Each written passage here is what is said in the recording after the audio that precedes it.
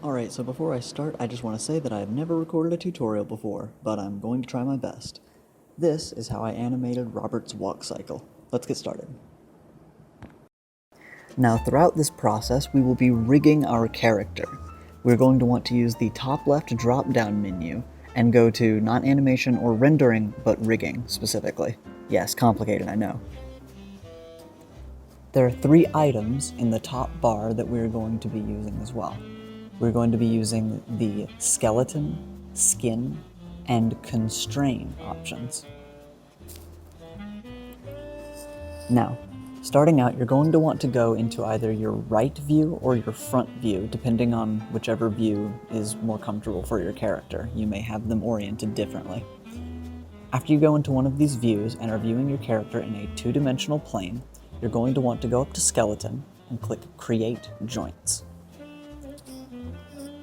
Now you're going to be able to create joints for your character, and of course you will have to click where these joints are going to go, whether they're at the waist, knee, ankle, etc.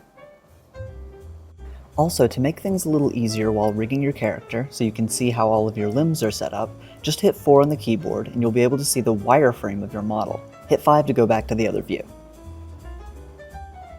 You're going to want to create these joints and click them along in a sort of path along each limb or body part. And then once you're done, hit enter to connect them all. Once you're done and you're back in the perspective view, you're going to notice that your limb is floating in the middle of your model.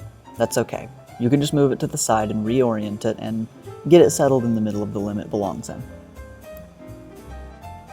Note that if you add anything in later, there is a connect joint option under the skeleton menu. It's important to remember that the regular joints needed are going to be the root joint, the hip, knee, and ankle, at least.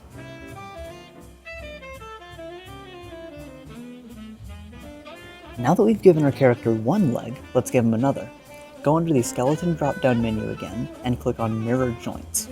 If you go to the options menu for this, you can edit certain things such as the axis that the mirror will go across.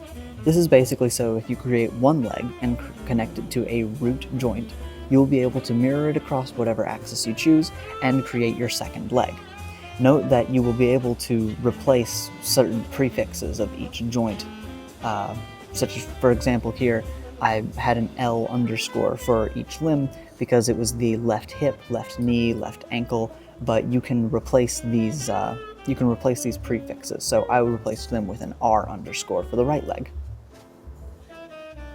It's also important to remember that while mirroring your limb, you're going to want to select the top joint in the hierarchy that you're going to want to mirror. For myself, it was the hip joint, so that I would mirror the hip, knee, and ankle.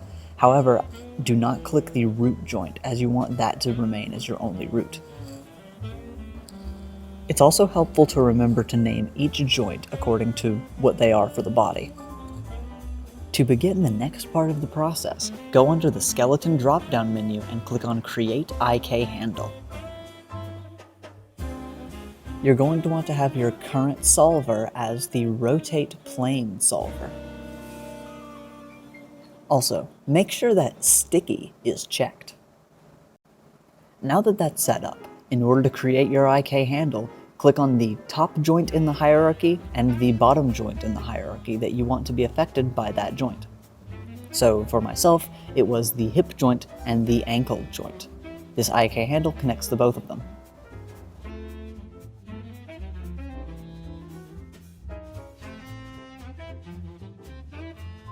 Also, I kind of made a mistake here. I accidentally turned on some help menu that didn't actually offer any information, but I turned it off shortly after, so don't worry too much.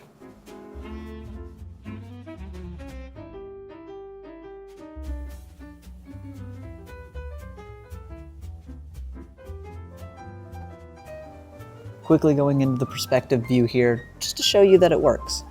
You can move the limb around however you like, and, when you move the foot up, the rest of the leg will bend in order to accommodate.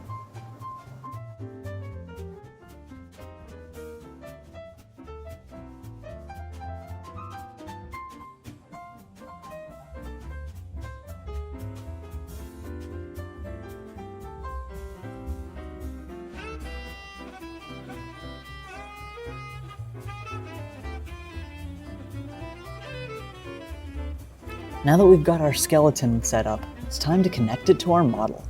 Go under the Skin drop-down menu and click on Bind Skin. You're going to want to have your root joint selected. Under Bind To, make sure it says Joint Hierarchy, and under Bind Method, it's probably for the best if you use Closest in Hierarchy. The other options work, but this is more accurate for what we're going to be doing.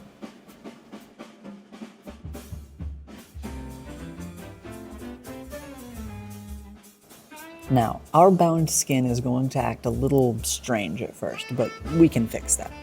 Go under the Skin drop-down menu and click on Paint Skin Weights under Weight Maps. Now, this process in and of itself is rather simple, but complex enough that it could require another tutorial. Basically, what you're going to want to do is paint white what you want to be affected by the current joint that you have selected.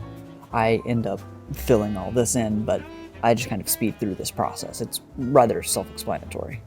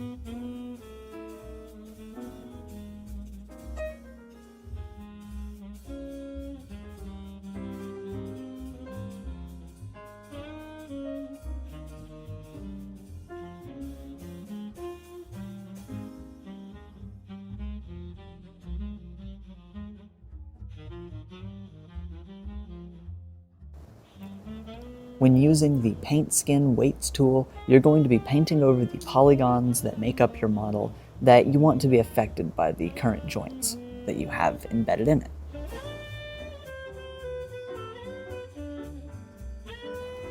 The whiter you paint the model based on what joint you have selected is the more that area of the model is going to be affected when you move that joint.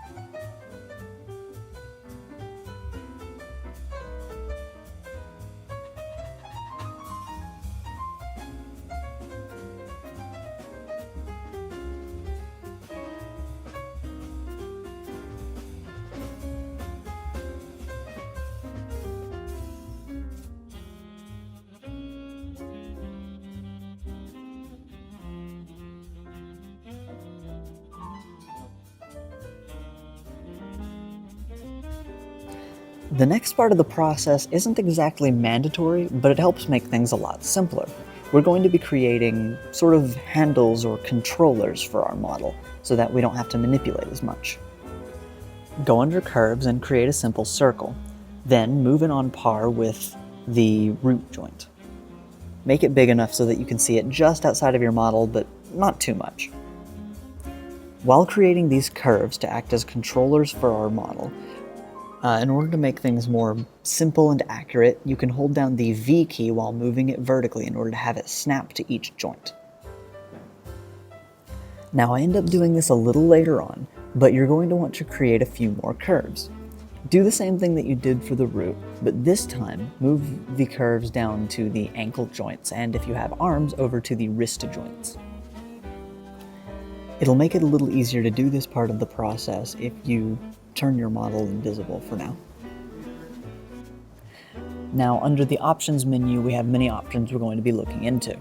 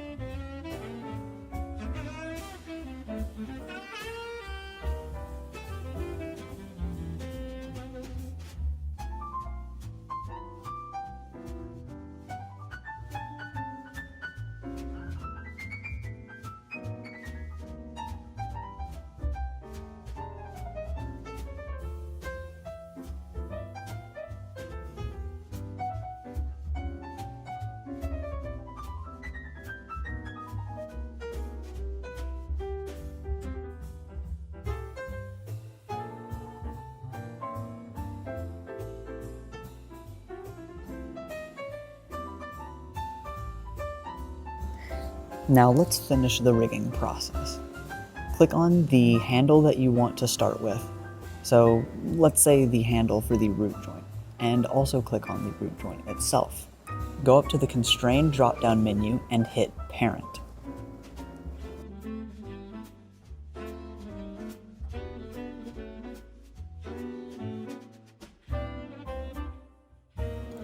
Next, you're going to want to go to each ankle joint and the controller that corresponds to it. Click on the controller and the ankle joint and go back up to the Constrain drop-down menu, but click on Point this time. You can go mess with the settings if you prefer. Now your character's leg might be horribly disfigured or broken, and that's okay. Click on the joint and the controller once again, go up under the Constrain drop-down menu, and this time hit Orient. You're going to want to go into the Options menu and make sure you have Maintain Offset checked. And as you can see here, I originally put the ankle controllers onto the knees, and as inconsequential as that might sound, it is very important that these controllers go on the ankles and or wrists of your character, not on the joints in between. It just breaks things. Now we have a simple way to animate our character so we can focus on the animation itself rather than the parts that we're moving.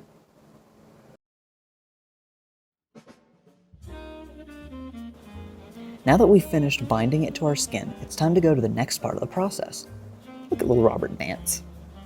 So cute. Very good.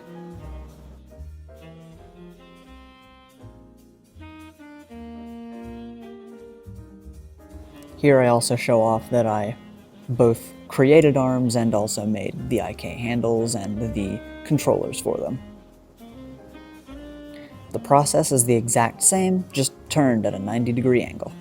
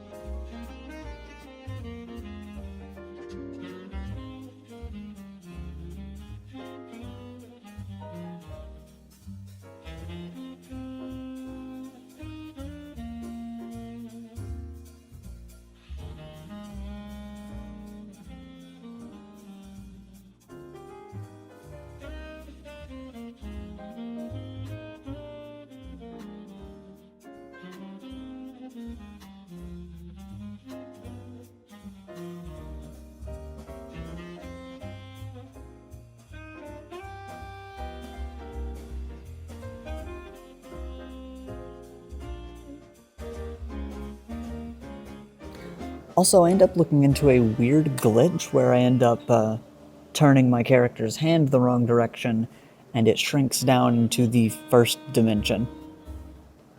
Pretty strange.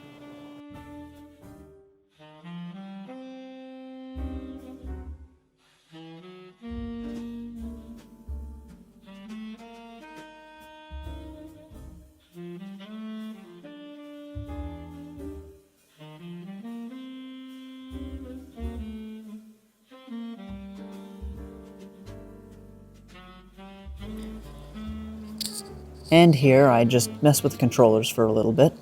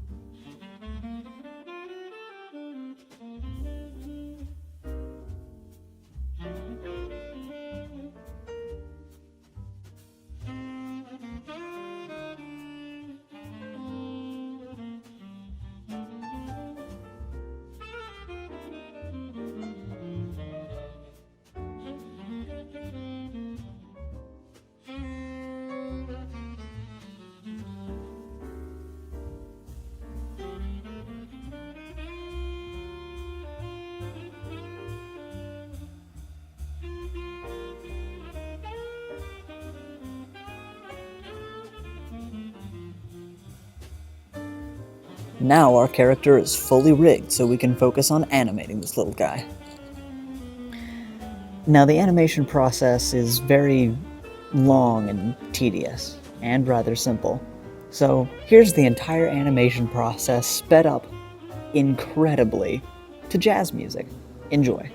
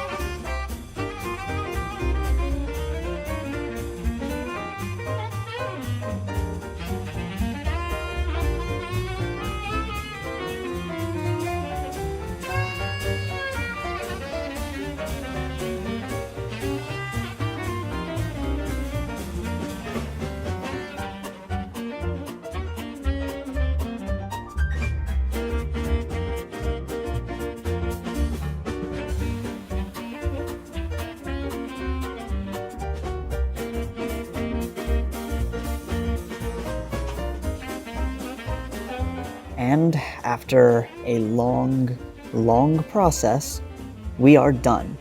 And here is the final product. I hope you all enjoyed.